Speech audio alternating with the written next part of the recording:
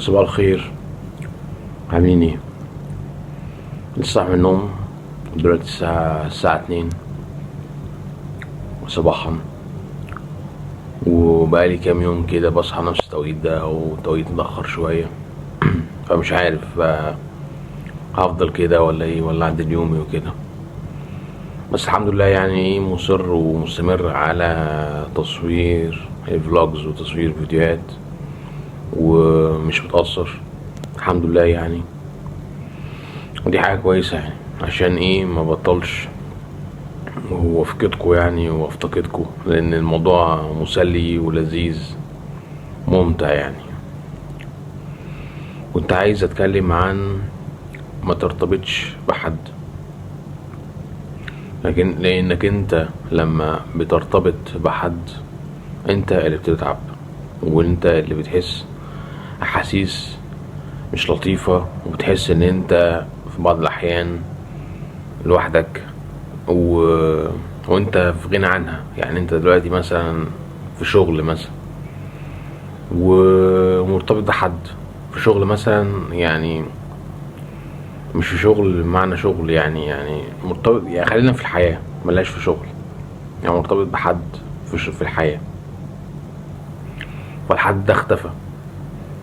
فانت ايه شعورك؟ طبعا هتحس ان انت في وحدة وفي قلق ومش قادر اعيش، والحياة ده واقفة، وان مش عارف اعمل ايه، هو فين، ومفروض اعمل ايه دلوقتي، وان هو المينيتور بتاعي والبوصلة بتاعتي ومفروض اعمل ايه وهو مش موجود. فانت علشان ما توصلش للمرحلة دي او ما توصلش للقصة دي، ان انت ما ترتبطش بحد، ان انت تبقى مسيستم دماغك ومسيستم دنيتك ومسيستم حالك، ان كل شيء يعني دوام الحال من المحال. يعني اكيد كل واحد عنده ظروفه، كل واحد عنده دنيته، كل واحد عنده حياته. فانت برضو كذلك. فانت ما ترتبطش بحد عشان ما تحسش بالاحاسيس دي. بس كده يعني، عشان ايه مطولش عليكم واقول لكم يعني ان الموضوع، بس الموضوع مهم يعني، عشان ايه ما يعني تركزوا عليه يعني، وما تسيبوش كده بطريقه، يعني ما تسيبوش وهتفهموا ان الموضوع فعلا يستحق ان احنا نركز فيه، ونركز ان احنا نعرف القصة دي كويس جدا. دي حاجة تانية، انا ان شاء الله هنتقل من مكان لمكان، هروح مكان تاني اسكن فيه يعني وكده.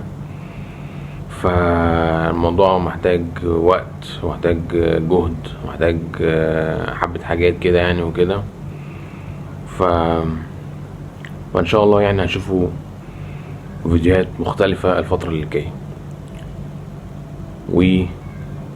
وعشان افكركم واذكركم مترتبطش بحد.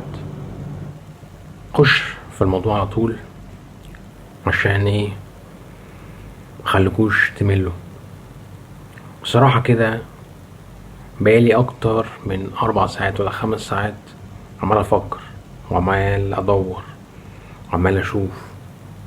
عايز حد يلهمني، عايز حد يخليني يثير اعصابي، يثير افكاري، يثير طريقتي، اسلوبي، كل الحاجات دي. بس ملقتش حد خالص. فانا يعني زي ما تقولوا كده ايه، قررت ان انا اكون الشخص اللي هو يلهم الاخرين، حتى لو كان شخص واحد بس. ده بالنسبة لي كفاية، عشان انا ملقتش الشخص ده، او ملقتش الشخص اللي هو يخليني اصحى الصبح افكر انا ممكن اعمل ايه، ازاي اعملها كده، ازاي اعملها بالطريقة دي، ممكن اعملها ازاي، انا ممكن اعدل ايه، انا ممكن اعمل زيه، انا ممكن اقلده. بعد كده ابدا اتطور، بعد كده ابدا افكر، بعد كده ابدا اشوف، وهكذا.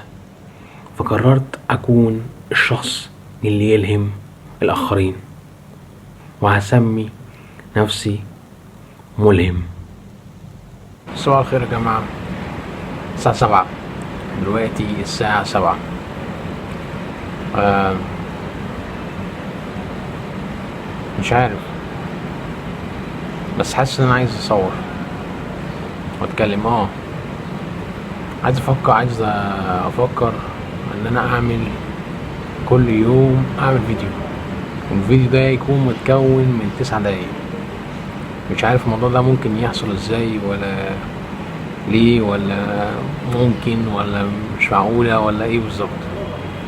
بس يعني انا شايف ان لو انا عملت كده ممكن اخد القناة بتاعتي لمرحلة تانية، او لمرحلة تانية، لمكانة تانية. فاهمين قصدي؟ مش عارف هل ممكن اقدر اعمل كده ولا لا. خلونا نجرب الفيديو ده كبداية وكطريقة وكأسلوب. احيانا كمان انا بكون تعبان، ما اكون مش قادر اصور صراحة، وما اكون نايم معظم الوقت في اليوم، فمش عارف. بس يعني خلونا نبتدي بالفيديو ده ونشوف هل ممكن اقدر اصور مثلا في اليوم 9 دقايق ولا لا. انا النهارده عشان انا النهارده فايق ورايق الحمد لله، يعني الحمد لله. فبصور يعني وكده، وعندي قابلية ان انا اعمل كده. بس مش عارف انا هل ممكن اعمل كده بعد كده ولا لا. في نفس الوقت عايز اتكلم وانا هادي، يعني مش عايز اتكلم وانا متكلف، وعندي بخوف ان اللي هيتفرج عليا ده هيشوفني ازاي، ولا هي رأيه فيا هيبقى عامل ازاي، والكلام ده كله. عايز اقول لكم كمان ان الواحد بس عشان يتنفس وعلشان يشوف الصباح الجميل ده، دي نعمة كبيرة، نعمة يعني. مش عايز اطول عليكم، عايز اتكلم اكتر، عايز اقول اكتر عشان اخد مساحة اكتر. مش عارف، عندي كام حاجة كده عايز اتكلم عليهم، بس بصراحة مش عايز اتكلم عليهم. يعني شايفوا ان هم يبقوا سر افضل، علشان يعني ربنا يكرمني ويرزقني، ويعني الحمد لله انا حاسس بنعمة، يعني الحمد لله. ف فخليهم كده، خلونا نشوف التسع دقايق بتوع كل يوم دول هينفع اعملهم ولا لا، ولا ايه بالظبط. بصراحة عندي افكار كتير، او مش افكار، هي اشياء انا ممكن اتكلم عنها او اقولها، بس شايف ان هي مش اوانها صراحة. يعني مثلا عندي كام سنة، انا قلت قبل كده عندي كام سنة، حالتي الاجتماعية ايه، بعمل ايه في حياتي، الحاجات دي كلها، يعني من هذا القبيل. عندي صحاب ولا لا، حاجات من هذا القبيل. بشوف ان دي حاجات كلها سابقة لأوانها، وشايف ان انا يعني مش المفروض اتكلم عنها دلوقتي. ده رأيي يعني، او ممكن ما اتكلمش عنها، معرفش. فده اللي انا شايفه دلوقتي. يعني حاجة كمان عايز اقولها، ان انا مش عايز اعمل زي حد، او مثلا اتكلم زي مثلا مواضيع بتاعت حد تاني.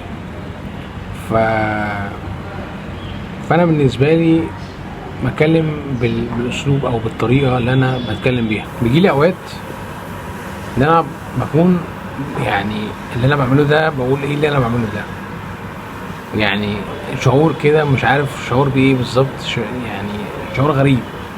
ان انا يعني مره واحده كده بحس ان انا ايه اللي بعمله ده، ومزاجي بيبقى مش رايق، وحاجات كده غريبه كده بحسها. فمش عارف يعني، ما بفهمش ايه الموضوع او ايه القصه. فمره واحده كده بحس ان انا ايه اللي بعمله ده. مش عارف بقى ده حاجه ايجابيه ولا حاجه سلبيه، مش عارف بالظبط، بس ان انا حاسه. بس ده احيانا بيكون بيجيلي لما بكون مزاجي مش رايق، او مزاجي يعني مش متظبط، مش هو ده اللي انا يعني مش رايق، فاهمين قصدي ازاي؟ ف في زمان كنت بتفرج على برنامج مش عارف اسمه ايه كده، برنامج اجنبي انجليزي امريكاني، كان بيتكلم عن ان هو بيعرض الحياة اليومية بتاعة البني ادم او بتاعة الشخص نفسه. يعني انت مثلا بتعمل حاجات في حياتك ومش عارف ايه، هو مش فلوج، هو ما كانش فلوجات وكده، بس هو كان بيعرض الحياة الشخصية للشخص نفسه. فهو كان اسمه ريال ريال بروجرام، حاجة زي كده يعني، مش عارف انتوا تفتكروه ولا لا. فانا بفكر ان انا يعني اعمل حاجة زي كده، او انا بعمل كده، او ممكن يكون برضو الفلوج ده يعني نتيجة من النتائج او الحاجات اللي هي نتيجة من النتائج اللي هي بتاعت العصر الحديث اللي احنا فيه ده، بس بقى ايه، على هيئة يوتيوب، على هيئة فلوج، على هيئة حاجات كده. بس زمان كان على الفيديو او على الدش او الحاجات دي كلها يعني. فانا بحس ان حياتي اتحولت مرة واحدة لريال بروجرام يعني، فاهمين قصدي؟ ف بس يعني مثلا انا شخصيا اصلا عايز اتغير، فاهمين قصدي؟ يعني انا الحمد لله مؤخرا حاسس ان انا اصلا وصلت لفيرجن من شخصيتي حلو ولذيذ وكويس وكل حاجه، فاهمين قصدي؟ لكن في بعض الاحيان بكون عايز اتغير، او عايز حاجه في شخصيتي تتغير عشان تواكب العصر اللي احنا عايشين فيه دلوقتي، او تواكب فكره الفلوجات وفكره الفيديوهات. معلش ايدي بتتعمل تريش شويه وعادلها بس، فاهمين قصدي؟ ف مش عارف، اول مره اعمل كده احط ايدي في بتاع. المهم ف فعايز يعني عايز اغير حاجه في شخصيتي علشان الموضوع ده. فانا مش عارف هل مثلا ده حاجه صحيه ولا حاجه ايجابيه، ولا حاجه المفروض ما اعملش كده.